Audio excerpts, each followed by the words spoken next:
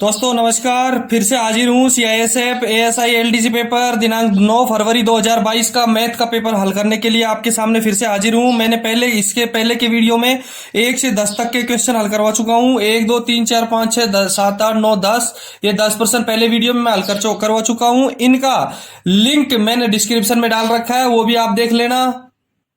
दूसरे वीडियो में 11 12 13 14 15 इन 5 प्रश्नों का हल मैंने दूसरे वीडियो में हल करवा रखा है, वो उसका लिंक भी मैंने डिस्क्रिप्शन में दे रखा है।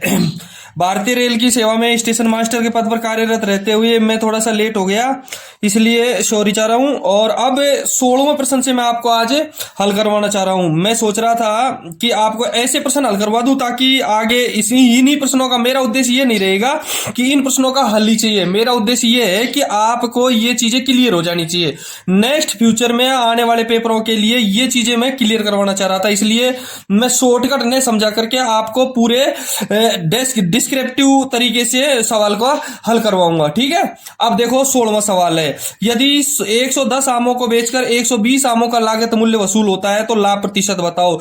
ऐसे क्वेश्चनों में हमको लाभ ही प्राप्त होता है। देखो ऐसे प्रश्नों में हमको लाभ ही प्राप्त होता है। 110 आमों को, 16वां सवाल है, 110 आमों को बेचकर 120 आमों का लागत मूल्य वसूल होता है तो लाभ प्रतिशत बताओ। ऐसे सवालों में सीधा सा तरीका है लागत मूल्य, सीधा सा तरीका है, आपको लागत मूल्य लिखना है।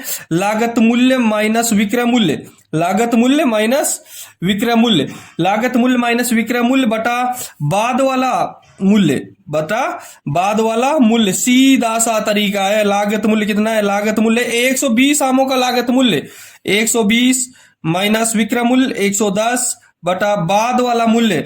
बाद वाला मूल्य क्या? बेचकर, बाद में 110 रुपए में बेचा है, 110 गुणा 100। सीधा सा तरीका है। 120 माइनस 110 बटा 110 गुणा 100। 120 में से 110 गया 10 बटा 110 गुणा 100। 1 0 से 1 0 चला गया। 10 को 10 से गुणा किया 100, 100 बटा 11, और 100 बटा 11 का मतलब होता है 9 सही 1 बटा 11%। इस सवाल में हमको लाभ मिलेगा, कितना लाभ प्राप्त होगा? 110 आमों को बेचकर 120 आमों का लागत मूल्य वसूल होता है तो लाभ प्रतिशत 9 सही 1 बटा 11% लाभ प्राप्त होगा। नेक्स्ट क्वेश्चन है, एक आयत का विकर्ण 17 सेंटीमीटर लंबा है। एक आयत का विकर्ण 17 सेंटीमीटर लंबा है और आयत का परिमाप 46 सेंटीमीटर है, तो आयत का क्षेत्रफल ज्ञात करो। बहुत सरल सवाल है, मैं आपको अच्छी तरीके से खोल के बता देता हूं इसको। एक आयत का विकर्ण, विकर्ण ध्यान रहे, विकर्ण क्या होता है? आमने सामने की कोणों को मिलाने वाली रेखा विकर्ण कहलाती है। ये आयत है, ये आयत, इसके विकर्ण की लंबाई 17 सेंटीमीटर है। इसके विकर्ण की लंबाई कितनी है? 17 सेंटीमीटर है। और परिमाप दे रखा है, परिमाप दे रखा है। अब परिमाप का सूत्र क्या होता है? देखो, आयत का परिमाप और आयत का परिमाप का सूत्र होता है 2 गुणा लंबाई प्लस चौड़ाई। 2 गुणा लंबाई प्लस चौड़ाई, जिसमें जो दे रखा है उसमें उसी का सूत्र लगा दो। परिमाप कितना है? परिमाप है 46, और 46 बराबर कितना हो जाएगा? परिमाप 46 है, 46 बराबर 2l plus B, 2l plus B, 2 इधर आ जाएगा तो l प्लस बी बराबर 46 में 2 का भाग देंगे तो 23 आ जाएगा। समीकरण नंबर 1 हो गया, समीकरण नंबर 1 हो गया। बस कुछ भी नहीं करना है। दूसरा सवाल, इसका दूसरा समीकरण बनाने के लिए देखेंगे, जो दे रखा है उसी से बना दो। आयत का विकर्ण, आयत का विकर्ण, और आयत का विकर्ण का सूत्र होता है, आयत का विकर्ण का सूत्र होता है under root L square plus B square, L square plus B square. विकर्ण रह गया 17 बराबर under root L square plus B square. ध्यान रहे, इधर का अंडर रूट हटाने के लिए क्या करेंगे? 17 का स्क्वायर आ जाएगा इधर, यानी L square plus B square बराबर 17 का स्क्वायर कितना होगा? 289 होगा। समीकरण नंबर 2। बस कुछ भी नहीं करना है। समीकरण 1 का वर्ग करने पर, समीकरण 1 का वर्ग करने पर, समीकरण 1 का वर्ग करने पर, और समीकरण 1 का वर्ग करेंगे, समीकरण 1 का वर्ग हो जाएगा l प्लस बी का होल स्क्वायर बराबर 23 का स्क्वायर। l प्लस बी का होल स्क्वायर आपने एक सरसमीका पढ़ी होगी, a square plus B square plus 2ab। इसका खोलने क्या होगा? a प्लस बी का होल स्क्वायर का खोलने का क्या होगा? a square plus B square plus 2ab, यानी l square plus B square plus 2lb बराबर 23 का स्क्वायर कितना हो गया? 23 का स्क्वायर हो गया। 23 का स्क्वायर 529 हो गया। 23 का स्क्वायर कितना हो गया दोस्तों? 529 हो गया। एल स्क्वायर और बी स्क्वायर समीकरण 2 में मान है 289 प्लस 2lb बराबर 529, और 2LB बराबर 529 माइनस 289 बराबर कितना बच गया? 529 में से 289 गया तो शायद 240 बचेगा। 2LB बराबर 240, तो L और B बराबर 240 बटा 2 बराबर 120 आ गया होगा शायद समझ में। LB लंबाई गुना चौड़ाई, और हमको क्षेत्रफल ही ज्ञात करना है। सवाल का क्षेत्रफल, आयत का क्षेत्रफल ही ज्ञात करना है। नेक्स्ट क्वेश्चन देखो, 5625 भाग 75 प्लस अंडर रूट एक्स बराबर 96। सीधा सा सवाल है। 5625 में 75 का भाग देंगे, 25 का भाग देंगे, 25 3 75, 25 दूना 50, बच गए 6, 25 दूना 50, 25 5 125 और 3 का भाग 225 में देंगे तो कितना आएगा? शायद 75 आएगा।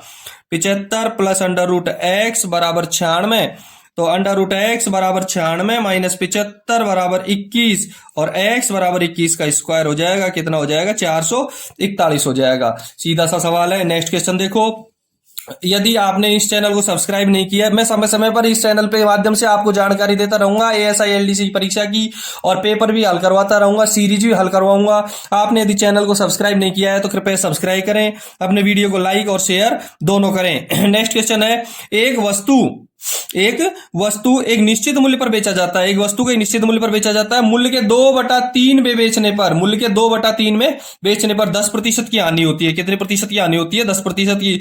तो वास्तविक मूल्य पर बेचने पर कितना लाभ होता है? बहुत सरल सवाल है, पहले भी मैंने हल करवा दिया होगा, और अब भी मैं आगे कई इस तरीके से कई प्रश्न हल करवाऊंगा। सीरीज, ये पेपर हल करवाने के बाद में आपको सीरीज हल करवाऊंगा। देखो, सबसे पहले हम देखते हैं कि प्रारंभिक मूल्य मान लेते हैं। इसका प्रारंभिक मूल्य विक्रय मूल्य रहेगा। प्रारंभिक विक्रय मूल्य 2/3 में बेचने पर, तो हमको 3x मान लेते हैं। नीचे का हर मान लेते हैं 3x। प्रारंभिक मूल्य कितना मान लिया? 3x मान लिया। 2/3 में बेचते हैं, प्रारंभिक मूल्य के 2/3 में बेचते हैं तो कितनी हानि होती है? 10% हानि होती है। 2/3 में बेचने पर कितनी प्रतिशत हानि होती है? 10% हानि होती है। यानी 3x को 2/3 में बेचेंगे तो कितना हानि होगी? 90% हानि होगी। कितनी प्रतिशत? 90% पैसा मिलेगा हमको, यानी 100% नहीं मिलेगा, 90%। 100 का 90 रुपया मिलेगा।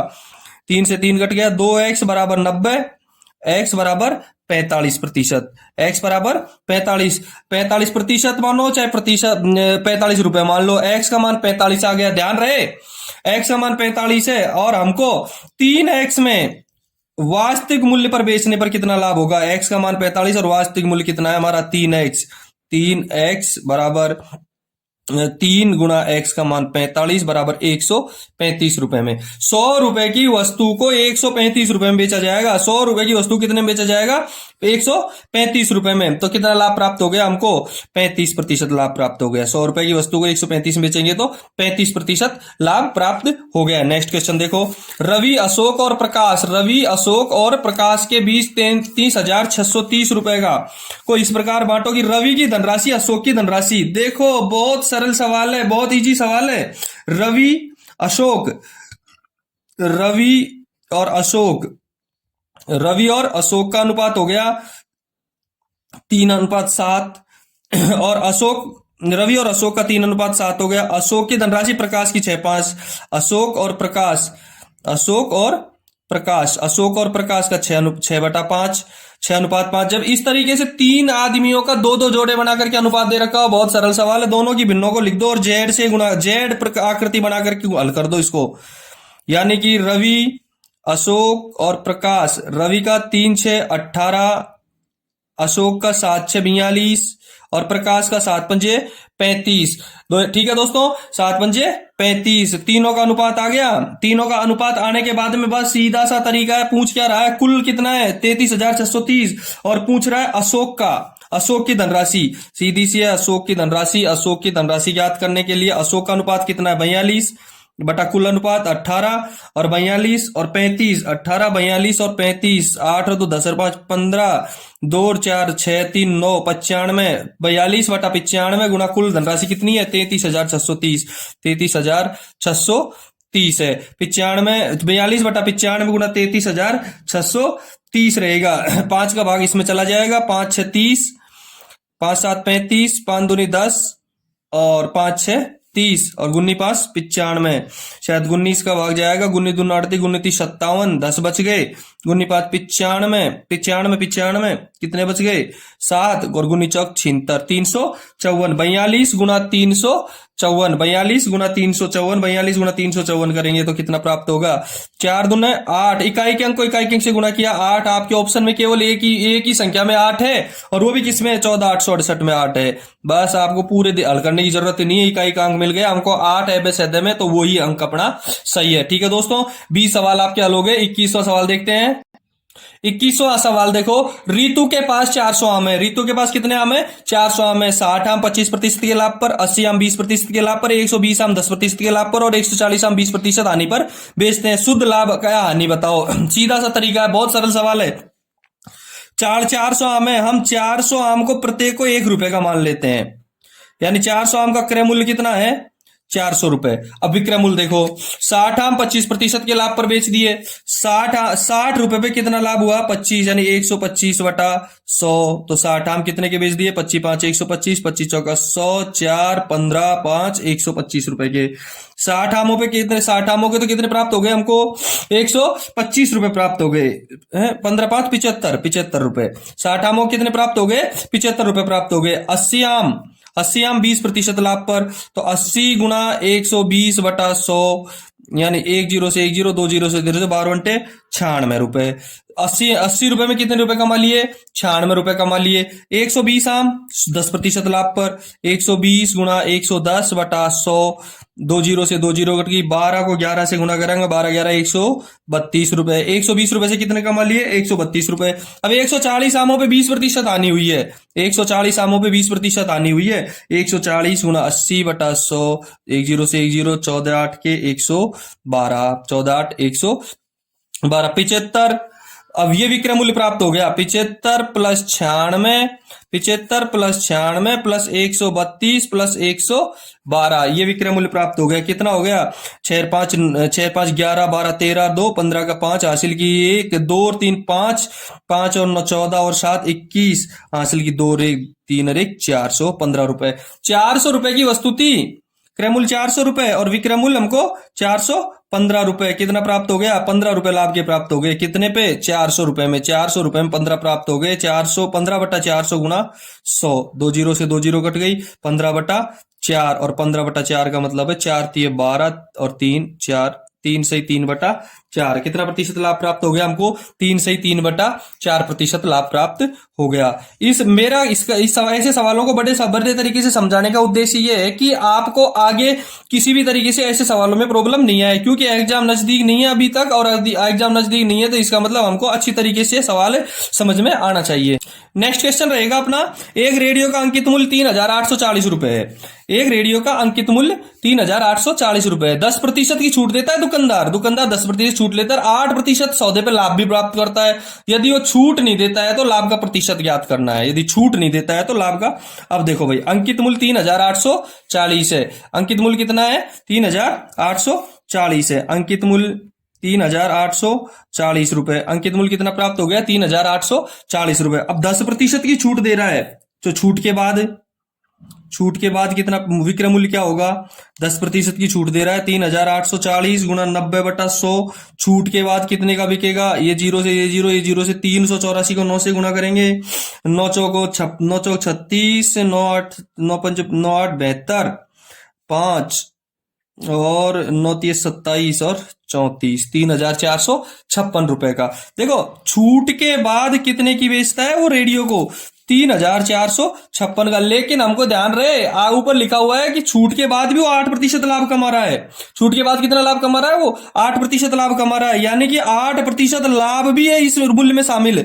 तो देखो वास्तविक मूल्य ज्ञात करेंगे, इसका क्रय मूल्य ज्ञात करेंगे। क्रय मूल्य मान लो x है, x पे 108% का लाभ लेकर के कितने में बेच रहा है वो 3,456 में बेच रहा है। कितने में बेच रहा है 3,456 में बेच रहा है। तो x का मान ज्ञात करेंगे तो 3,456 और 100 बटा 108, 100 बटा 108 हो जाएगा। समझ में आ रहा है इतना। देखो 27 चौक 108, 4 8 32, 6 चौका 24, 4 चौक 16 और 27 2781 और 27 दूना 54, 3200, 32 गुना 100 बराबर 3200 रुपए में। अच्छा, क्रय मूल्य क्या है रेडियो का? 3200 रुपए। क्रय मूल्य कितना है? 3200 रुपए। अब सवाल देखो, एक बार सवाल पे नजर मारेंगे। यदि वह छूट नहीं देता तो कितने का बेचता? छूट नहीं देता तो 3840 का ही बेचता। 3200 रुपए की वस्तु को कितने की बेचता हो? 3840 रुपए की। तो लाभ कितना कमा लिया उसने? 3840 माइनस 3200 बराबर 640 रुपए का। कितने का लाभ कमाया है? 640 का। तो लाभ प्रतिशत याद करेंगे, लाभ बटा क्रय मूल्य 3200 गुणा 100, 0 से 0, 0 से 0, 640 में 32 का भाग देंगे, सीधा सा है 632 दूना 64 बराबर 20%। कितना प्रतिशत लाभ हो जाएगा? 20% लाभ होगा। यदि वह पहले वाली क्रय मूल्य पर छूट नहीं देता है तो 20% लाभ प्राप्त होता है। दोस्तों, चैनल को सब्सक्राइब नहीं किया है तो सब्सक्राइब करें, शेयर करें और लाइक करें अपने वीडियो को।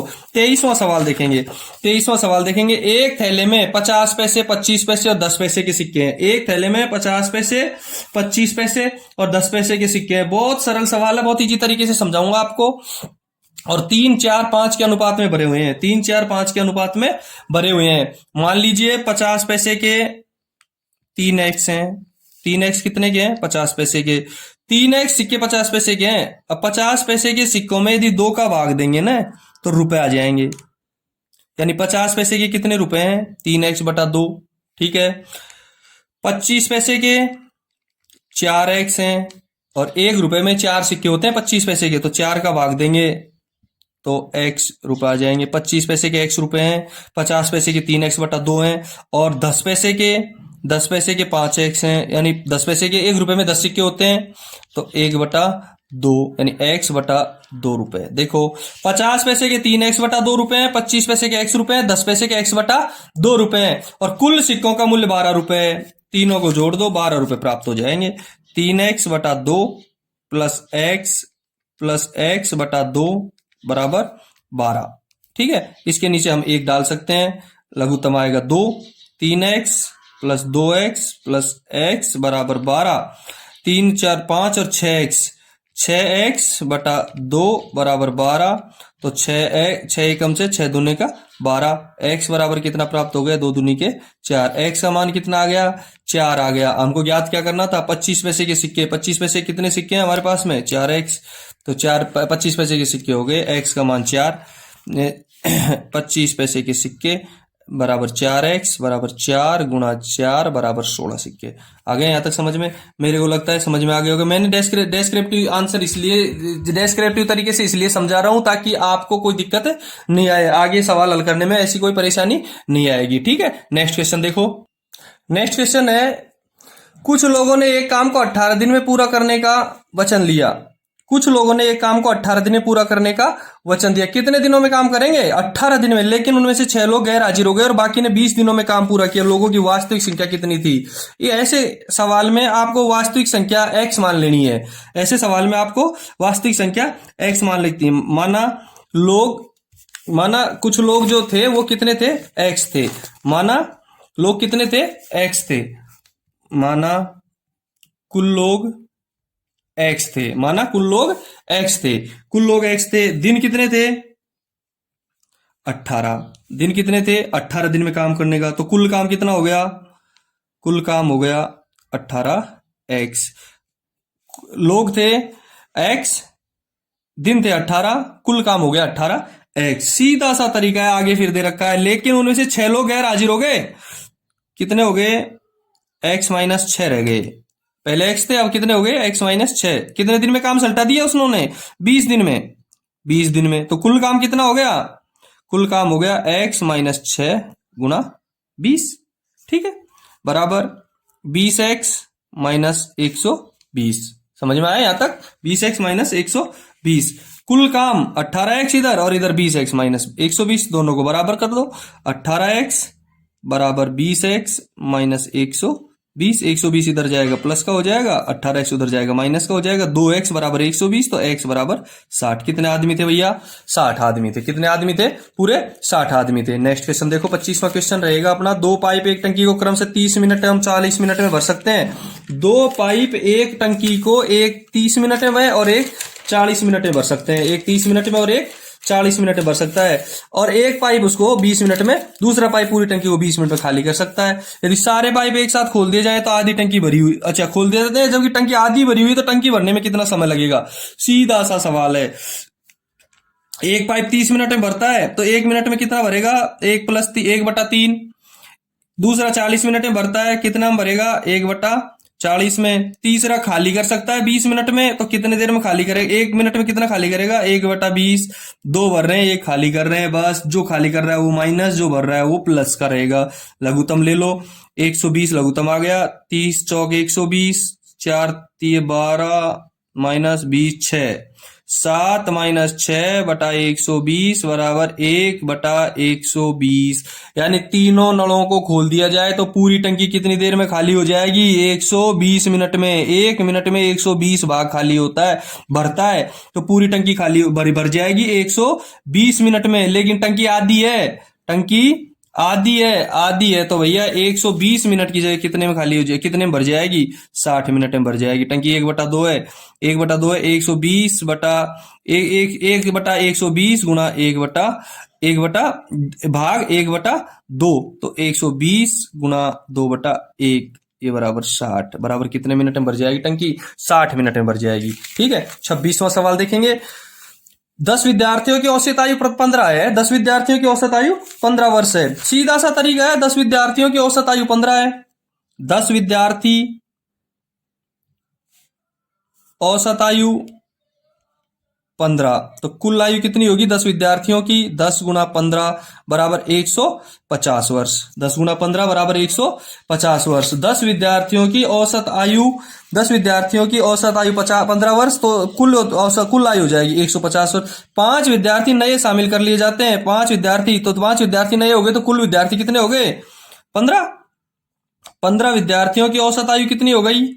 एक बढ़ जाती है 16। 15 विद्यार्थियों की औसत आयु 16, तो कुल कितनी हो गई?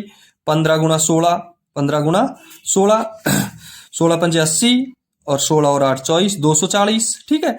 150 10 विद्यार्थियों की, 15 विद्यार्थियों की 240। ध्यान रहे नए विद्यार्थियों की औसत आयु, तो 5 विद्यार्थियों की आयु क्या होगी जो नए आए हैं? 5 विद्यार्थियों की आयु हो जाएगी 240 माइनस 150 बराबर शायद 90 रहेगा।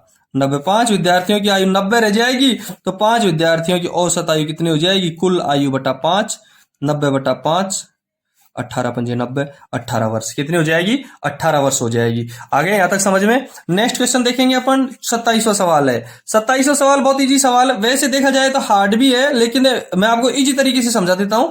देखो, दे रखा है 4 पुरुष 6 महिलाएं एक काम को 5 दिन में करके 1600 रुपए पाते हैं। देखो टुकड़े टुकड़े में देख लो अच्छी तरह।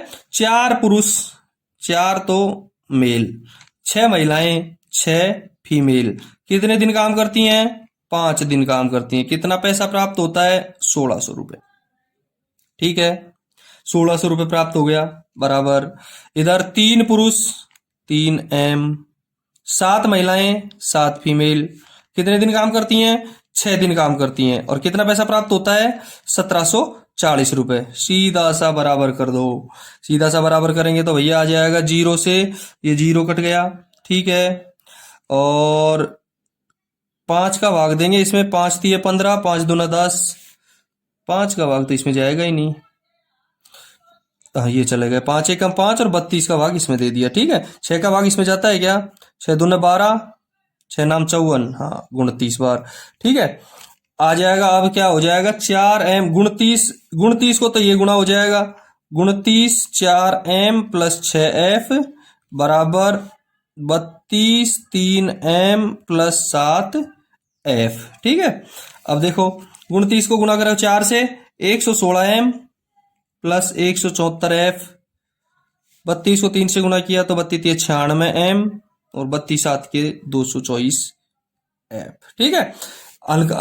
पक्षांतर कर दो, 116M इधर रह जाएगा, 116 में से 96 चला जाएगा 20M, 224 में से 174 गया तो कितना बच गया? 74 84 94 14 50F।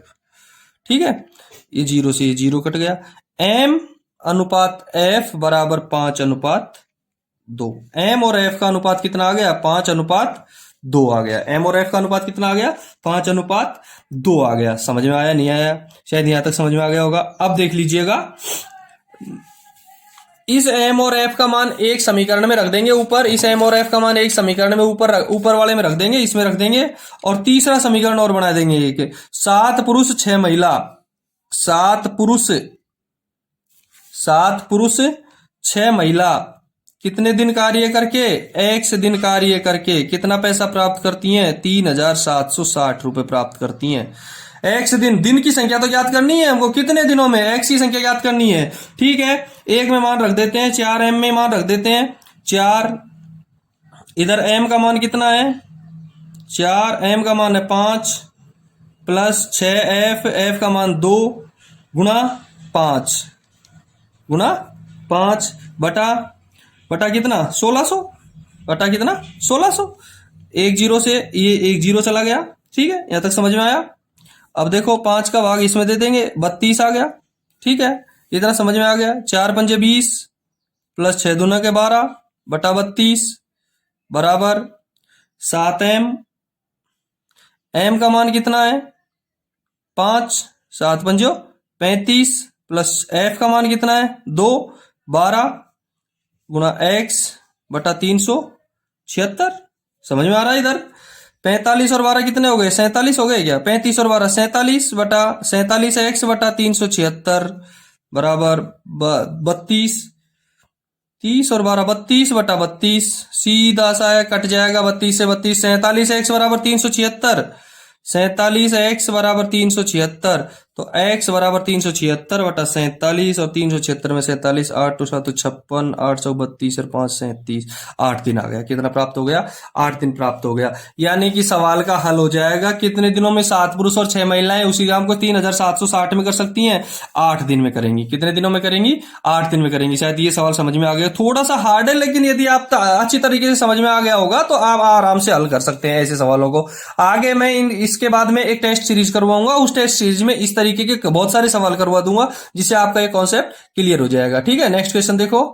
नेक्स्ट क्वेश्चन है, एक कक्षा में लड़कों से लड़कियों का अनुपात 4:5 है।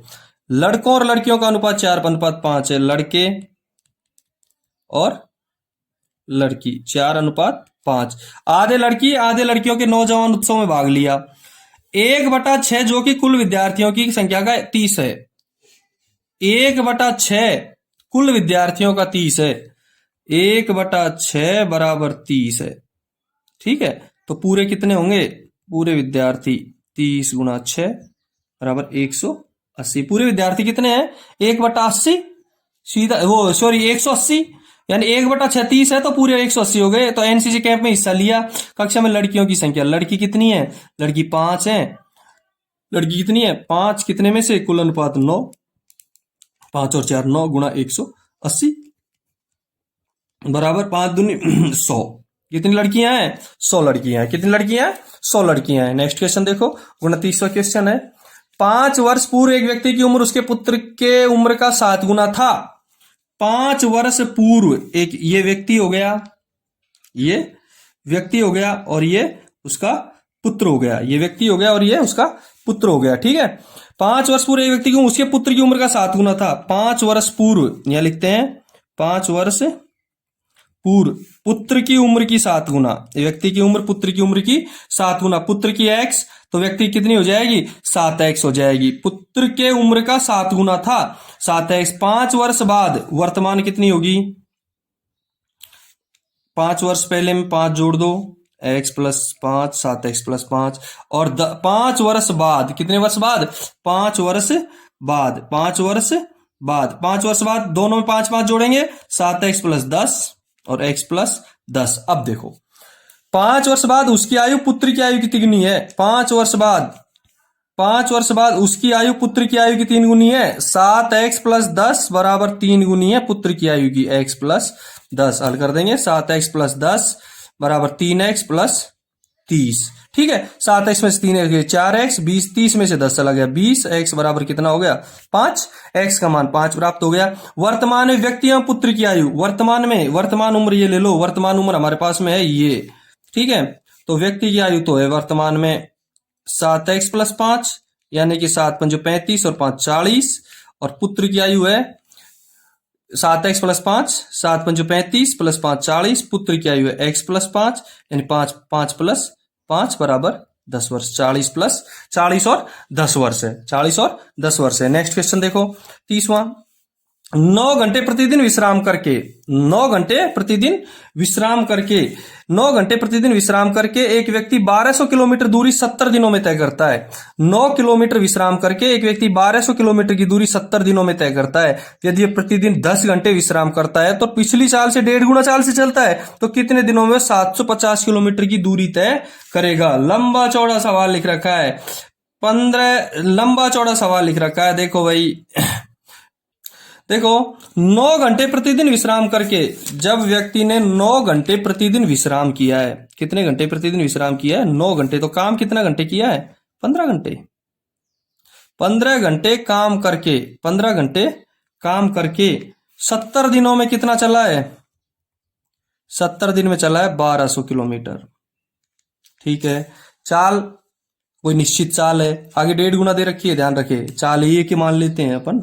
तो दूरी कितनी, दूरी का सूत्र लगा करके हल कर दो इसको। दूरी बराबर समय गुणा चाल। समय कितना है? 15 घंटे काम करके 70 दिनों में कितना चल रहा है? एक चाल से कितना दूरी तय कर दी इसने?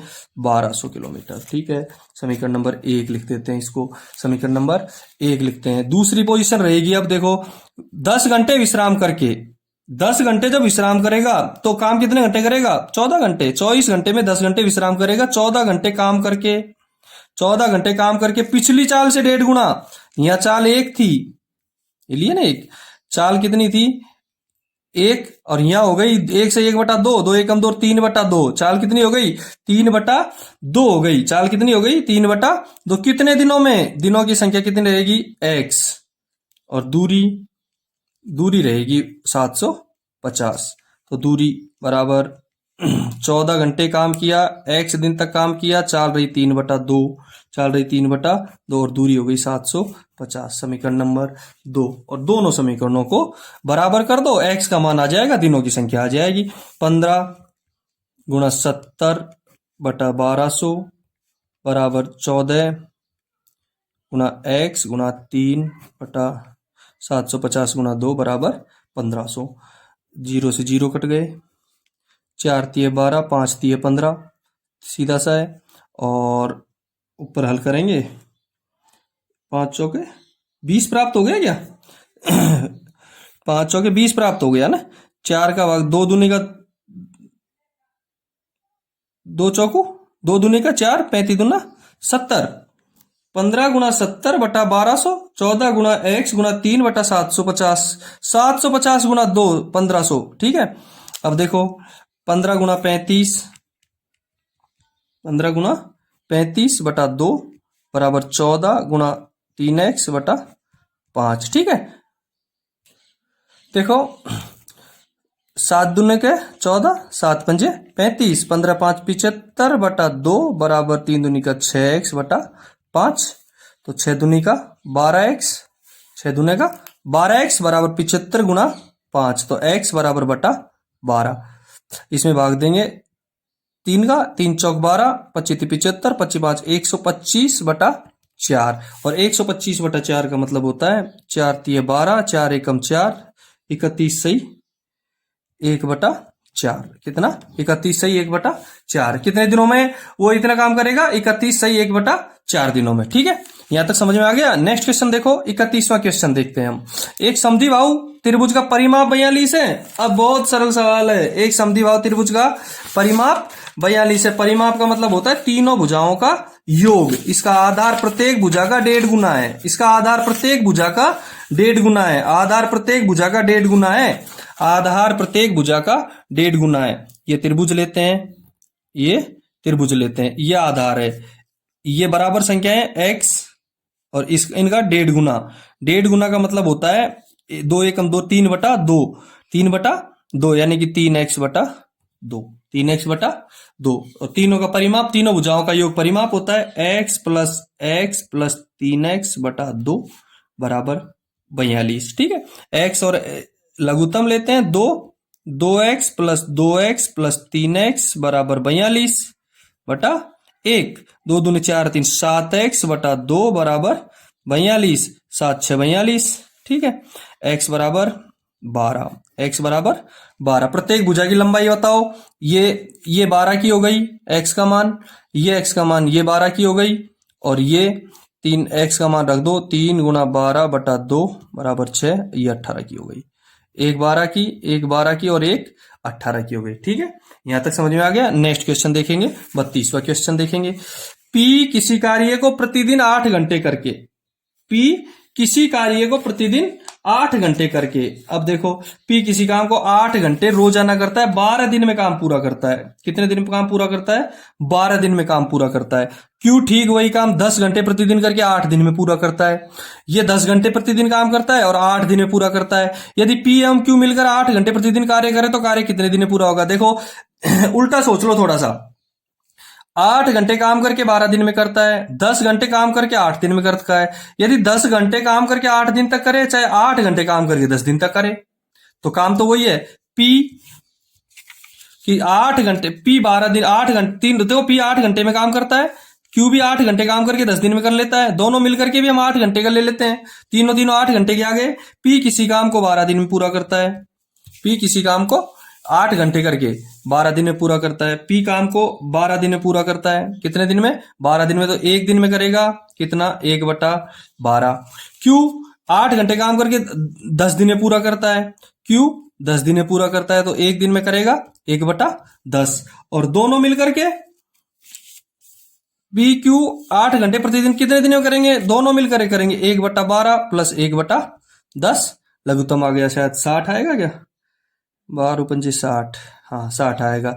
12×5 60, 10×6 60, 11/60। कितना आ गया? 11/60। एक दिन में दोनों मिलकर के 11/60 करेंगे तो पूरा काम हो जाएगा 60/11। 11×5 55, 5/11, 5 से 5/11 दिन में तीनों मिलकर के, दोनों मिलकर कितने दिन में कर देंगे? 5 से 5/11 दिन में कर देंगे। ठीक है, नेक्स्ट क्वेश्चन देखो।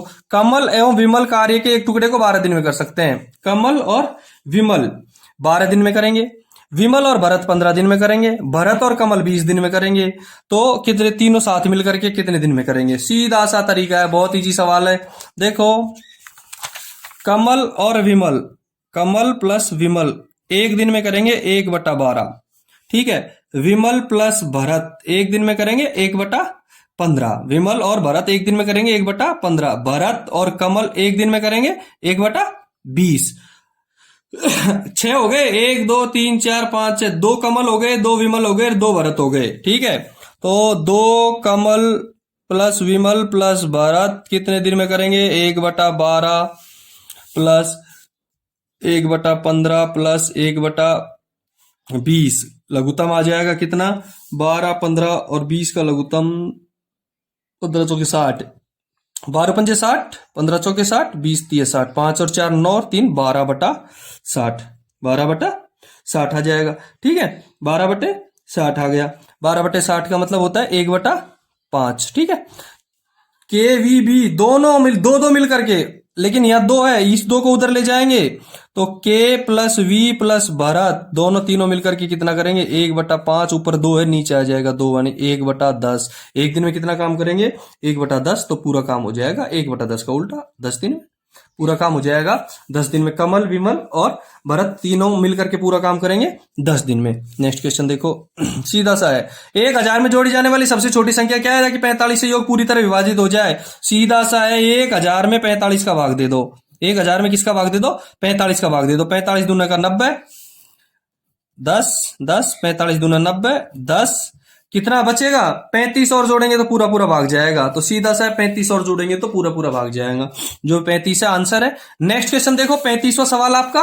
35वां सवाल देखो, यहाँ 34 तक कंप्लीट हो गए, आगे 35वां सवाल देखेंगे हम। देखो 35वां सवाल, दोस्तों जिन्होंने चैनल सब्सक्राइब नहीं किया वो सब्सक्राइब करें, अपने वीडियो को लाइक एवं शेयर करें। ठीक है, सवाल बहुत बड़ा है 35वां, लेकिन आंसर बहुत सरल है इसका। 2 कार 100 किलोमीटर दूर ए एवं बी स्थान से दूसरी तरफ चलती हैं। 100 किलोमीटर दूर ए एवं बी, देखो सवाल देख करके मत डरना। ए और बी कितनी दूरी पर है? 100 किलोमीटर दूरी पर। दोनों कारें एक साथ चलती हैं। एक चिड़िया जो एक कार पर बैठी हुई है उसी समय दूसरी कार की तरफ उड़ती है। जैसे ही वह दूसरी कार पर पहुंचती है तुरंत ही वह पहली कार की तरफ उड़ती है। एवं ये कार दूसरी कार एक कार से दूसरी कार उड़ने वापस आने में इस प्रक्रिया को तब तक जारी रखती है जब तक दोनों कारें मिल नहीं जाती। और दोनों कार 50 के एमपीएच की कार चाल से चलती हैं। दोनों कार 50-50 की स्पीड चलती हैं। तो देखो कारों की सापेक्ष चाल कितनी होगी? सापेक्ष चाल होगी 50 + 50 विपरीत दिशा में, तो 100 किलोमीटर प्रति घंटा। दूरी 100 किलोमीटर। दूरी कितनी है? 100 के एमपीएच। तो तय करने में समय कितना लगेगा? दूरी बटा चाल 100/100 बराबर 1 घंटा। कितना लगेगा? 1 घंटा। दोनों कारों को मिलने पर कितना घंटा लगेगा? 1 घंटा। अब सीधा सा है, चिड़िया 100 किलोमीटर की चाल से उड़ती है। चिड़िया कितनी चाल से उड़ रही है? 100 किलोमीटर प्रति घंटे की चाल से उड़ रही है। और 1 घंटे जब तक कारें मिलती नहीं है जब तक उड़ती रहती है वो। जब तक कारें मिलती नहीं है जब तक उड़ती रहती हैं। जब दोनों कारें मिल जाती हैं कितने घंटे बाद मिलेंगी? 1 घंटे बाद मिलेंगी। तो चिड़िया भी 1 घंटे तक उड़ती रहेगी 100 किलोमीटर 100 के एमपीएच की रफ्तार से चिड़िया। तो 1 घंटे तक चिड़िया उड़ेगी तो कितना किलोमीटर उड़ लेगी चिड़िया 1 घंटे में? 100 किलोमीटर तक उड़ लेगी 1 घंटे में। बस हो गया सवाल। नेक्स्ट क्वेश्चन देखो, 36वां सवाल है। 36वां सवाल देखो, रीना एक कार्य को 16 दिन में कर सकती है। रीना एक काम को कितने दिन में कर सकती है? 16 दिन में कर सकती है।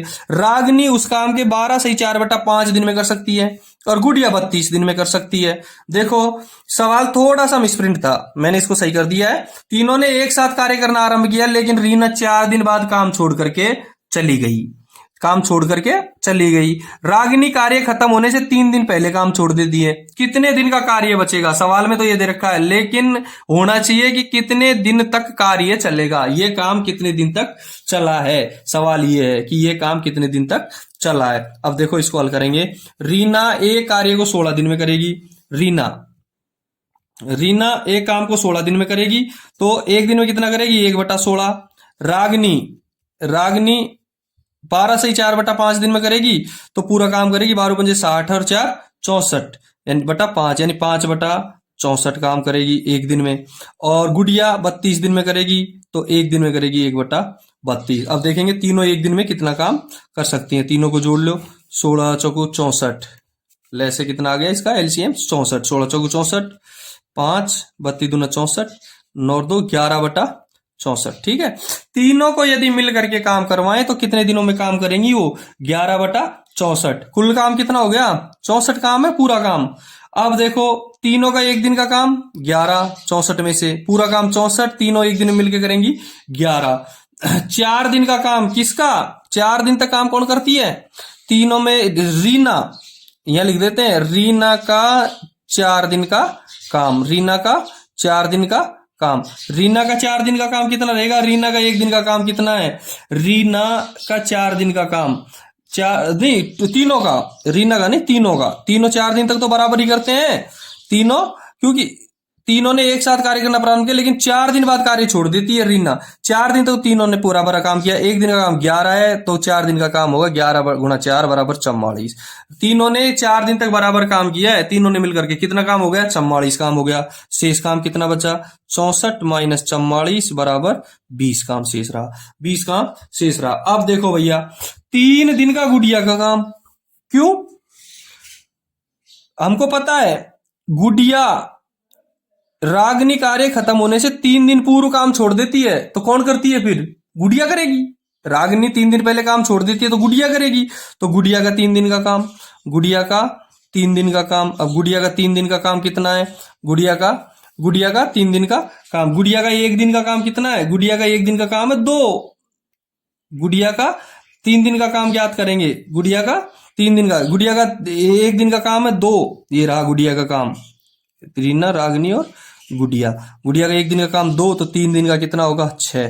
3 दिन का काम कितना हो गया? 6 काम हो गया। शेष कितना बच गया? शेष 20 - 6 बराबर 14 काम बच गया। शेष कितना बच गया? 14 काम शेष बच गया। अब देखो ये 14 काम कौन करेगी? ये 14 काम रागनी ने और गुड़िया ने साथ में किया था। 14 काम किस किसने किया था? रागनी ने और गुड़िया ने, क्योंकि रागनी 3 दिन पहले चली गई थी ना और गुड़िया ने 3 दिन अकेली ने काम किया था। तो रागनी और गुड़िया का 14 दिन का काम। रागनी व गुड़िया ने 14 काम किया है। 14 काम किया। है। तो एक दिन का काम कितना है रागिनी का और गुड़िया का? रागिनी और गुड़िया का एक दिन का काम 7 है। एक दिन का काम कितना है रागिनी और गुड़िया का? बराबर 5 + 2 बराबर 7। रागिनी और गुड़िया का एक दिन का काम कितना है 7, तो 14 काम कितने दिन में करेंगी? 14/7 बराबर 2 दिन तक। 2 दिन में रागिनी और गुड़िया ने साथ साथ काम किया। कुल कितने दिन का काम हो गया? देखो सभी ने मिलकर के कितने दिन तक काम किया है? तीनों ने मिलकर के 4 दिन तक तीनों ने मिलकर के काम किया है। ठीक है, गुड़िया ने 3 दिन तक काम किया है। गुड़िया ने कितने दिन तक काम किया है? 3 दिन तक। और रागिनी और गुड़िया ने कितने दिन तक काम किया है? 2 दिन तक। काम कितने दिन पूरा हुआ? पूरे दिन।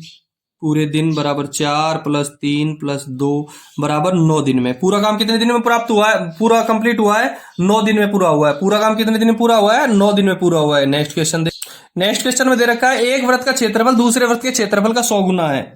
कुछ भी नहीं करना है। एक वृत्त अनुपात दूसरा वृत्त, एक वृत्त अनुपात दूसरा वृत्त, दूसरे वृत्त का 100 गुना, ये एक है तो ये 100। क्षेत्रफल का अनुपात पता हो और परिधि पूछे।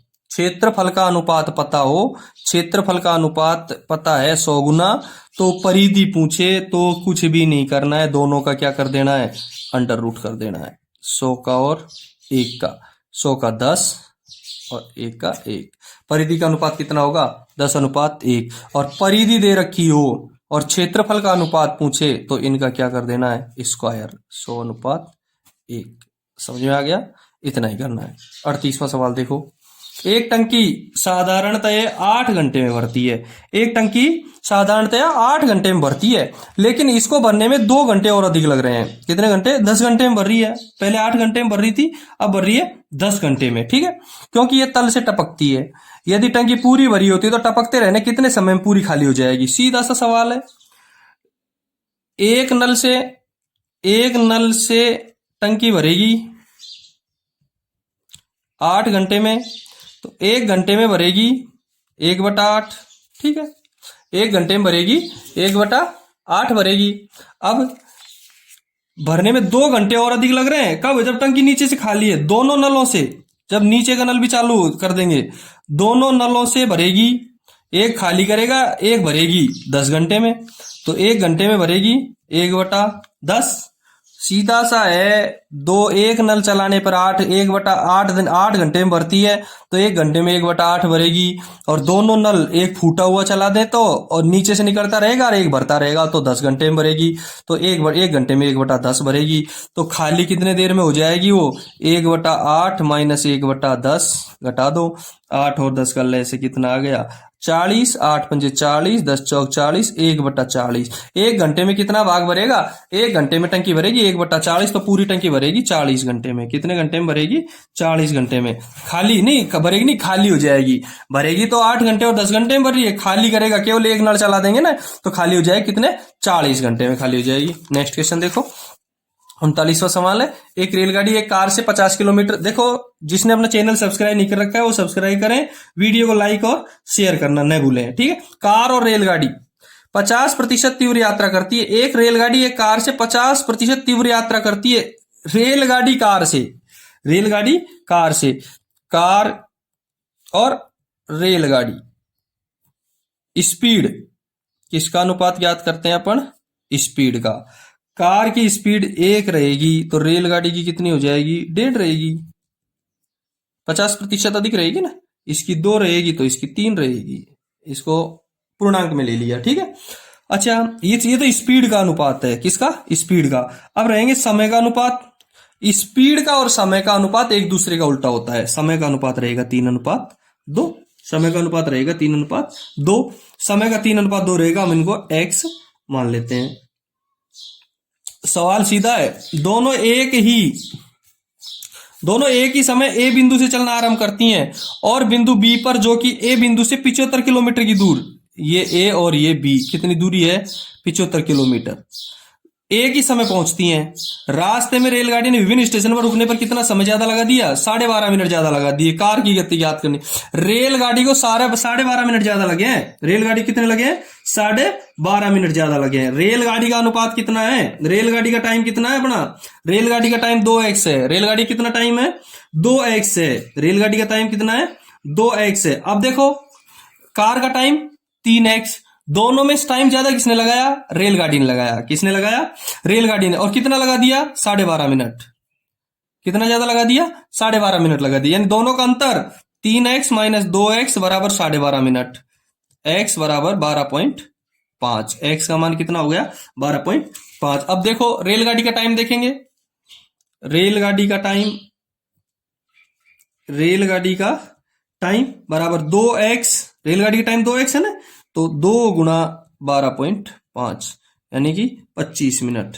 रेलगाड़ी ने कितना समय लिया है यात्रा करने में, 25 मिनट लिया है। अच्छा कार का टाइम की जगह समय लिख दो, बात तो एक ही है। 3x बराबर 3 गुणा 12.5 बराबर 37.5 मिनट। कार ने कितना समय लिया है, 37.5 मिनट। और दूरी कितनी है, दूरी 75 किलोमीटर है। दूरी 75 किलोमीटर है। अब कार की गति ज्ञात करनी है हमको, कार की गति ज्ञात करनी है। कार का समय 37.5, दूरी 75, तो चाल ज्ञात करनी है। चाल बराबर दूरी बटा समय, दूरी 75, समय 37.5 मिनट है। घंटे करेंगे तो क्या करेंगे, इसमें 60 का भाग दे देंगे। 37.5 गुणा 60, नीचे आएगा ना भाग में आएगा तो ऊपर गुणा हो जाएगा, भाग में आएगा तो ऊपर क्या हो जाएगा, गुणा। 37.5 का भाग 75 में देंगे 2 बराबर 60 गुणा 2, 120 kmph प्रति घंटा। कार की चाल कितनी हो गई, 120 किलोमीटर प्रति घंटा। ठीक है दोस्तों, ठीक है। नेक्स्ट क्वेश्चन देखो, किसी वस्तु को कितने प्रतिशत लाभ पर बेचा जाए ताकि उसे आधे मूल्य में बेचने पर 30% की हानि हो। किसी वस्तु को कितने प्रतिशत लाभ पर बेचा जाए ताकि उसे आधे मूल्य पर बेचने पर 30% की हानि हो। मूल्य कितना रहेगा, 100 रुपए। मूल्य कितना, 100 रुपए। 30% हानि से देखो थोड़ा सा समझने की जरूरत है। ये ऐसे सवाल छोटे लगते हैं लेकिन बहुत हार्ड होते हैं। 30% हानि से कितने में बेचेंगे उसको, 70 रुपए में। 30% हानि से बेचेंगे 70 रुपए में। ये उसका आधा मूल्य है, ये उसका आधा मूल्य है। ध्यान रहे, किसी वस्तु को कितने प्रतिशत लाभ पर बेचा है ताकि आधे मूल्य पर बेचने पर 30% की हानि होती है। कब बेचे उसको, 70 रुपए में बेचने पर। कितने में बेचने पर, 70 रुपए में बेचने पर। अब आधा मूल्य, यदि पूरा मूल्य बेचेंगे तो पूरा मूल्य कितना होगा, 140 रुपए।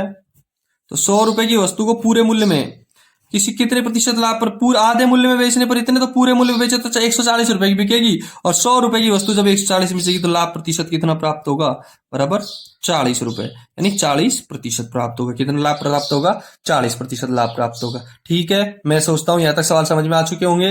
नेक्स्ट क्वेश्चन 4100 नंबर का सवाल है। 132 सेंटीमीटर लंबे तार के एक टुकड़े को समबाहु त्रिभुज, एक वर्ग, एक वृत्त और षडभुज के रूप में मोड़ा जाता है। सर्वाधिक क्षेत्रफल किस आकृति में प्राप्त होगा। क्या बात है, बड़ा सवाल ले रखा है। ये देखो 132 सेंटीमीटर लंबा तार है, इससे एक वृत्त बनाएंगे। पहले अपन इसमें समबाहु त्रिभुज देख लेते हैं, एक वर्ग देख लेते हैं, वृत्त और षडभुज देख लेते हैं। समबाहु त्रिभुज समबाहु है, 132 सेमी तार है। समबाहु त्रिभुज का परिमाप कितना है, 132।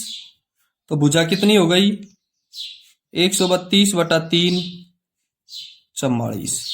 क्षेत्रफल कितना हो गया, समबाहु त्रिभुज क्षेत्रफल का सूत्र याद है क्या, देखो √3 बटा 4 ए स्क्वायर, √3/4 ए स्क्वायर, 44 का स्क्वायर गुणा 44 गुणा 44, ये 11। ठीक है, कितना प्राप्त हो गया, 11 चौको 44 और 11 चौको 44, 484 हुए क्या, 484 √3। ये तो किसका हो गया, समबाहु त्रिभुज का। दूसरा है एक वृत्त, तो वृत्त की परिधि 132, आर ज्ञात करेंगे, 2πr बराबर 132, आर बराबर 132 गुणा 7/22 गुणा 2 बाई 6, 132, 3 बराबर 21 और क्षेत्रफल पाई आर स्क्वायर 22/7 गुना 21 गुना 21, 7 या 21, 63, 22 गुना 63, 22 66 हासिल की 6, 22 66 और हासिल की 6, 22 132 और 6 138, 1386। वृत्त का कितना आ गया? 1386 आ गया। ठीक है। वर्ग का परिमाप 132, भुजा 132/4 बराबर 4 × 12 33, क्षेत्रफल भुजा स्क्वायर 33 गुना 33, 1089। ठीक है। षडभुज का परिमाप 132, भुजा 132/6, 6 दूनी 12, 6 दूनी 12 22, और क्षेत्रफल जानते हो क्या षडभुज के क्षेत्रफल का सूत्र? 6√3/4 ए स्क्वायर, 6 गुना √3/4 गुना भुजा स्क्वायर 22 गुना 22। ठीक है। 22 गुना 22, 11 दूना 22 और 11 दूना 22, 11 11 121, 6 गुना 121 गुना √3, 6 गुना 121 गुना √3, 6 एकम 6, 6 दूनी 12, 6 एकम 6 726 √3। किसका ज्यादा है? किसका ज्यादा रहेगा?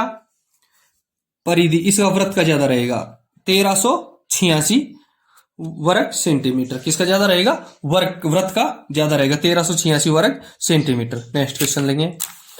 एक शंकु का टेंट, एक शंकु आकार का टेंट लगा है। कैसा टेंट लगा है? शंकु आकार का टेंट लगा है। 11 व्यक्तियों को समाविष्ट कर सकता है, जो 11 व्यक्तियों को समाविष्ट कर सकता है। शंकु आकार का टेंट है जो 11 व्यक्तियों को समाविष्ट कर सकता है। प्रत्येक व्यक्ति को भूमि पर 4 वर्ग मीटर की जगह चाहिए। प्रत्येक व्यक्ति को भूमि पर कितनी जगह चाहिए? 4 वर्ग मीटर की जगह चाहिए। एवं श्वास लेने के लिए 20 घन मीटर वायु चाहिए। शंकु की ऊंचाई ज्ञात करो। देखो शंकु के आकार का टेंट है, 11 व्यक्ति समाविष्ट कर सकता है। प्रत्येक व्यक्ति को भूमि पर 4 वर्ग मीटर की जगह। शंकु के नीचे का पेंदा वृत्ताकार होता है, 4 वर्ग मीटर। तो क्षेत्रफल कितना हो गया वृत्त का? 4 वर्ग मीटर। 11 आदमियों के लिए 44 वर्ग मीटर। ठीक। श्वास लेने के लिए 20 घन मीटर वायु, यानी आयतन 4 गुना 20 बराबर 80 घन मीटर। ठीक है। क्षेत्रफल वृत्त के, शंकु के पेंदे का क्षेत्रफल 44 वर्ग मीटर, आयतन 80 घन मीटर। यहां तक समझ में आ गया होगा मेरे हिसाब से। अब कुछ भी नहीं करना है, जिसमें जो दे रखा है उसमें उसी का सूत्र लगा दो। आयतन दे रखा है, आयतन का ही सूत्र लगा दो, शंकु की ऊंचाई प्राप्त हो जाएगी। आयतन का सूत्र होता है 1/3 pi R square H. 1/3 pi R square H बराबर 80। एच याद करना है, 80 गुना 1/3 का 3/1, पाई का 7/22। और सीधी सी बात है, वृत्त का क्षेत्रफल दे रखा है, पाई आर स्क्वायर का मान तो हमारे पास में है 44। पाई आर स्क्वायर का मान हमारे पास में है, एच बराबर 80 गुना 3 है, 3 यहां रह जाएगा, पाई आर स्क्वायर ऊपर से नीचे आ जाएगा 44। काट दो इसको। 80 गुना 3, 80, 40, 20, 4, 20 घन मीटर। और आयतन 11 आदमी है, 11 आदमी का 20 घन मीटर के हिसाब से 220 वर्ग घन मीटर रहेगा। आयतन कितना रहेगा? 220 घन मीटर। आयतन 220 घन मीटर। तो ऊंचाई याद करने के लिए करेंगे 1/3 पाई आर स्क्वायर एच बराबर 220। तो एच बराबर 220 गुना 1/3 का 3 ऊपर चले जाएगा, पाई आर स्क्वायर का मान हमारे पास में 44 है। 44 का भाग 220 में देंगे तो 5 बार 5 दिए 15 मीटर। शंकु की ऊंचाई कितनी प्राप्त हो गई? 15 मीटर प्राप्त हो गई। बताओ समझ में आया नहीं आया? आ गया होगा मेरे हिसाब से। नेक्स्ट क्वेश्चन देखेंगे। नेक्स्ट क्वेश्चन देखो। एक थैले में 10 आम है, एक थैले में 10 आम है, जिसमें से 4 सड़े हुए हैं। 2 आम एक साथ निकाले जाते हैं। यदि उनमें से एक अच्छा निकलता है तो दूसरे के अच्छे निकलने की संभावना क्या होगी? बहुत सरल सवाल है, बहुत सरल सवाल है। 10 कुल आम कितने हैं? 10 हैं। कुल आम कितने हैं? 10 हैं। कुल आम कितने? 10। कुल 10 सड़े हुए 4, सही आम 6। प्रायिकता का ज्ञात सवाल है। प्रायिकता ज्ञात करने का सूत्र होता है 6c2/10c2। 6c2/10 कुल सही 6 है ना? 6 अच्छे। एक अच्छा निकलता है, एक तो अच्छा निकलता है, 2 एक साथ निकालते हैं, दूसरे के अच्छे निकलने की संभावना। देखो सबसे पहले हम 6c2 का मान ज्ञात करेंगे। इसका सूत्र होता है factorial n N C R बराबर फैक्टोरियल एन बटा फैक्टोरियल आर और फैक्टोरियल एन माइनस आर, ये सूत्र होता है इसका। ठीक है, तो इसका याद करेंगे 6C2 बराबर फैक्टोरियल 6 फैक्टोरियल 6 बराबर 6 गुणा 5 गुणा 4 गुणा 3 गुणा 2 बटा फैक्टोरियल आर 6 में से 4 गए तो 2 गुणा एन माइनस आर 4 गुणा 3 गुणा 2, काट लीजिए 2 से 2, 3 से 3, 4 से 4 कट गया, 3 2 का भाग इसमें 15, इसका मान 6C2 का मान कितना हो गया 15 प्राप्त हो गया। कितना प्राप्त हो गया 15 प्राप्त हो गया। कितना प्राप्त हुआ 15 प्राप्त हुआ। दूसरा 10C2 का मान प्राप्त करने के लिए वही याद करेंगे फैक्टोरियल 10 बटा फैक्टोरियल 10 का मान याद करने के लिए 10 गुणा 9 और फैक्टोरियल 8 बटा 10 में से 8 गया तो 2 गुणा फैक्टोरियल 8, 8 से 8 कट गया, 2 का भाग 5, 9 पंजे 45। ठीक है, सूत्र में लगा दो 6C2 बटा 10C2 यानी कि 6C2 का मान 15 बटा 10C2 का मान 45, 1/3 कितना प्राप्त हो जाएगा 1/3 प्राप्त हो जाएगा। ठीक है, 44वां सवाल है, एक निश्चित कार्य को 48 दिन में पूरा करने के लिए 36 आदमी लगे हैं। एक सवाल में सरल सवाल है, 48 दिन में पूरा करने के लिए 36 आदमी लगे हैं। 48 दिन कितने 48 दिन कितने 48, आदमी कितने हैं 36 और काम कितना है 2/5। काम कितना है नहीं 48 दिन पूरा करने के लिए 36 आदमी लगे हैं। कितने आदमी लगे हैं 36 आदमी लगे हैं, आदमी 36, लेकिन ये ज्ञात होता है कि 24 दिन में कितने दिन में 24 दिन में 2/5 काम हुआ है। 24 दिन में 36 आदमियों ने कितना काम किया है 2/5 काम किया है। 24 दिन में 36 आदमियों ने 2/5 काम किया है। देखो अब दूसरी स्थिति, कार्य को समय से पूरा करने के लिए कितने आदमियों की जरूरत चाहिए। हमको 48 दिन पूरा करना है लेकिन 24 दिन तो लग गए, कितने दिन बचे 24 आदमी, और आदमी कितने चाहिए 36 तो है ही हमारे पास में, ये 36 तो है ही, 36 + x, और काम कितना बचा है 2/5 तो हो गया 3/5, बस बराबर कर दो इसको। 24 गुणा 36 गुणा 2/5 बराबर 24 गुणा 36 + x गुणा 3/5।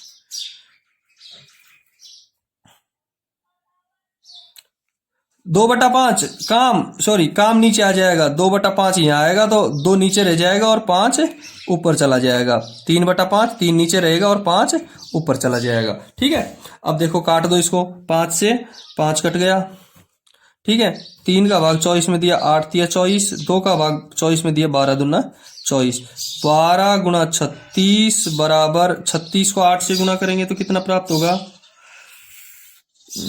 सीधा सा कर दो, 36 को 8 से गुणा हो जाएगा तो ऊपर काट दो इसको, 4 8 चौक 8, 4 दूनी का 8, 4 तिये 12, 2 एकम 2, 18 दूना 36, 18 ती 54 बराबर इधर बच जाएगा 36 + x, 54 बराबर 36 + x बच जाएगा, 54 बराबर 36 + x बच जाएगा, 36 + x बराबर 54, तो x बराबर 54 - 36 बराबर कितना बच गया 18 आंसर हो गया। कितना प्राप्त हो गया इसका 18 आंसर हो गया। कितने आदमी और लगाएंगे 18 आदमी और लगाएंगे। ठीक है, नेक्स्ट क्वेश्चन देखो, एक अधिकारी 4,956 की संविदा रकम पर अधिकतम दैनिक मजदूरी पर नियुक्त किया गया। कुछ दिन अनुपस्थित रहने के बाद उसे 3,894 भुगतान किया गया। कितने दिनों तक वह अनुपस्थित रहा। अब सवाल में देखा जाएगा कितने दिनों तक अनुपस्थित रहा। दिन तो कहीं दे ही नहीं रखे, ये सवाल मेरे हिसाब से इसका कोई हल नहीं होगा। उत्तर आपका डी रहेगा, जिसमें कोई नहीं है, कुल दिनों की संख्या प्राप्त नहीं है, इसलिए इसका उत्तर डी रहेगा। 46वां सवाल, किसी परिवार का पहले 4 महीनों के दौरान मासिक खर्च। बहुत सरल सवाल है, इजी सवाल है, बहुत इजी सवाल है। देख लीजिए, प्रथम 4 महीने के दौरान औसत खर्च कितना रहा 2750 रुपए। 4 महीने का औसत खर्च 2750, तो कुल खर्च कितना होगा? 0 5 चौक 20 और 27 चौक, ये लो 110, 11,000 रुपए। ठीक है, पहले 4 महीने का। अगले 3 महीने का 2,940, 3 महीने का 2,940, 3 महीने का 2,940 को गुणा करेंगे तो 0 4 3 12 गुणती 81 88। ठीक है, 2820। अच्छा, अगला शेष 5 महीने का, 5 महीने का 3130, 3130 को 5 से गुणा करेंगे। 0 5 3 15 और 5 एकम 5 एक 6 15। ठीक है, इतने तो उन्होंने औसत खर्च है, ये तो खर्चा हो गया। और बचत, बचत कितनी? 5,330, ये बचत कर दी। सबको जोड़ लो, ये 4 महीने का खर्च, ये 3 महीने का खर्च, ये 5 महीने का खर्च, ये बचत हो गई। 0 से 0, 5 और 3 और 8 तो 10 हासिल की, 1 9 और 9 18, 8 हासिल की, 1 9 और 5 10, नहीं सर 1 20 और 4 40,800, 40,800। 12 महीने का खर्चा कितना प्राप्त हो गया? 40,800। और औसत मासिक खर्चे के लिए इसमें 12 का भाग दे दो, 12 3 36, 12 चौकू 48, कितना प्राप्त हो गया मासिक खर्चा? औसत मासिक खर्चा 3400 रुपए। एक महीने का औसत मासिक खर्चा कितना प्राप्त हो गया? 3400 रुपया। कितना प्राप्त हुआ? 3400 रुपया। नेक्स्ट क्वेश्चन देखो। रमेश 10 kmph की चाल से चल रहा है, प्रत्येक किलोमीटर के पश्चात 5 मिनट का विश्राम लेता है। 5 किलोमीटर की दूरी तय करने में कितना समय लगेगा? बहुत सरल सवाल है, कोई सूत्र उत्तर लगाने की जरूरत नहीं है। 10 किलोमीटर की चाल से चल रहा है, 60 मिनट में 10 किलोमीटर चलता है। 1 किलोमीटर चलने के लिए उसको 6 मिनट चाहिए। 1 किलोमीटर चलने के लिए उसको 6 मिनट चाहिए। 1 किलोमीटर चलने के लिए उसको 6 मिनट चाहिए। और 5 किलोमीटर की दूरी तय करनी है। प्रत्येक के बाद में 1 किलोमीटर के पास 5 मिनट का विश्राम करता है। 1 2 3 4 5 किलोमीटर, ये 6 मिनट, ये 6 मिनट, ये 6 मिनट, ये 6 मिनट, ये 6 मिनट, यहाँ 5 मिनट का विश्राम, यहाँ 5 मिनट का विश्राम, यहाँ 5 मिनट का विश्राम, यहाँ 5 मिनट का विश्राम। 6 5 6 और 5 11, 11 और 6 देखो सीधे 1 2 3 4 5, 6 गुणा 5 बराबर 30, 1 2 3 4 और 4 गुणा 5 बराबर 20, 50 मिनट। कितना टाइम लगेगा रमेश को पूरी 5 किलोमीटर की दूरी तय करने में? केवल 50 मिनट टाइम लगेगा। कितना टाइम लगेगा? 50 मिनट टाइम लगेगा। देखो नेक्स्ट क्वेश्चन देखो। एक किसान 61 किलोमीटर की दूरी 9 घंटे में तय करता है। एक किसान 61 किलोमीटर की दूरी 9 घंटे में तय करता है। बहुत सरल सवाल है। आंशिक दूरी 4 किलोमीटर पैदल चलता है तथा आंशिक 9 किलोमीटर साइकिल से। देखो कुल दूरी 61 किलोमीटर, समय 9 घंटे, चाल क्या हो गई? दूरी बटा चाल, 61 बटा 9। पैदल और साइकिल, पैदल और साइकिल। पैदल की चाल क्या है उसकी? 4 और साइकिल की 9। अनुपात ज्ञात कर लेंगे। दोनों की औसत चाल हो गई 61 बटा 9। दोनों की औसत चाल कितनी हो गई? 61 बटा 9। पैदल की 4, साइकिल की 9, दोनों की औसत 61 बटा 9। दोनों का अनुपात ज्ञात कर लेंगे। दोनों के समय का अनुपात प्राप्त हो जाएगा। ये क्या प्राप्त हो जाएगा? दोनों के समय का अनुपात। 9 का और 61 बटा 9 का अंतर हो जाएगा। कितना अंतर हो जाएगा? 9 माइनस 61 बटा 9 बराबर 9। 81 माइनस 61 बराबर 20 बटा 9। ठीक है, और 61 बटा 9 माइनस 4 बटा 1, 9, 61, 9 चौक 36 बराबर 25 बटा 9। 20 बटा 9 और 25 बटा 9, 9 से 9 कट गए, 5 चौक 20, 5 5 25, 4 अनुपात 5। पैदल और साइकिल में समय का अनुपात कितना लगेगा? 4 अनुपात 5 लगेगा। पैदल की दूरी कितनी है? पैदल की दूरी, पैदल की दूरी कितनी है? समय कितना लगा है पैदल में? 4। और पैदल की स्पीड कितनी है? पैदल की स्पीड 4 किलोमीटर प्रति घंटा और समय भी 4 लगा है। 4 चौक 16 किलोमीटर। पैदल कितने? पैदल चलने के लिए क्या करना है? पैदल तय की गई दूरी कितनी है? 16 किलोमीटर। पैदल में समय का अनुपात 4 आ गया। पैदल की चाल उसकी 4 है। 4 चौक 16 प्राप्त हो गया। ठीक है दोस्तों, नेक्स्ट क्वेश्चन देखो। एक किसान ने 2400 रुपए 12% की दर से उधार लिए। 2400 रुपए मूलधन गुणा 12%, 12.5 वर्ष के लिए 12% की दर 2.5 वर्ष के लिए 5/2/100। 2 जीरो से 2 जीरो कट गई, 2 का भाग इसमें दिया 6, 5 6 पंजे 30, 30 को 24 से गुणा करेंगे तो 720। ब्याज कितना प्राप्त हो गया? 720 रुपए। और कुल राशि कितनी हो गई? 2400 प्लस 720 कितने हो गए? 0 0 7 4 11 3100 रुपए। कितने प्राप्त हो गए? 3100 रुपए। कुल पैसे कितने हो गए उसकी तरफ? 3100 रुपए। कुल पैसे कितने हो गए उसकी तरफ? 3100 रुपए। 3100 रुपए किसान की तरफ पैसे कितने हो गए? 3100 रुपए पैसे हो गए किसान की तरफ। ठीक है, 720 3120 रुपए। कितने पैसे हो गए? 3120 रुपए। गाय कितने की दे दी उसने? 1200 की गाय दे दी। 0 नहीं, 1200 रुपए नगद दे दिए उसने, तो 1200 घटा दो, कितने बच गए? 11 में से 920। कितने बच गए? 19, दो एक में से गया 1920 रुपए। गाय कितने की बेच दी? 1920 रुपए की। देखो 1200 रुपए नगद दे दिए और एक गाय दे दी 3120। 2400 रुपए तो मूल राशि जी, 720 ब्याज के हो गए, 3120 हो गए, 1200 रुपए की गाय नगद दे दिए, 1920 की उसने गाय दे दी। ठीक है, नेक्स्ट क्वेश्चन देखो, 50वां क्वेश्चन है, अंतिम क्वेश्चन है इस पेपर का। एक थैले में 3 नीली 2 हरी 5 लाल, 3 नीली 2 हरी 5 लाल। देखो बहुत सरल सवाल है। एक थैले में 3 नीली, नीली कितनी? 3, हरी 2, लाल 5। 4 गेंदें निकाली जाती हैं, तो इसकी क्या संभावित है कि 2 हरी और 2 नीली गेंद हो? हरी गेंद कितनी? 2। तो देखो सूत्र होगा 2C2 गुणा 3C2/10। पूरी गेंद कितनी है? 10 है ना, 10C4। 4 गेंद निकालते हैं 4। ठीक है, 2C2 का वैल्यू 1 आता है, सीधी सी बात है। 2C2 का वैल्यू कितना आता है?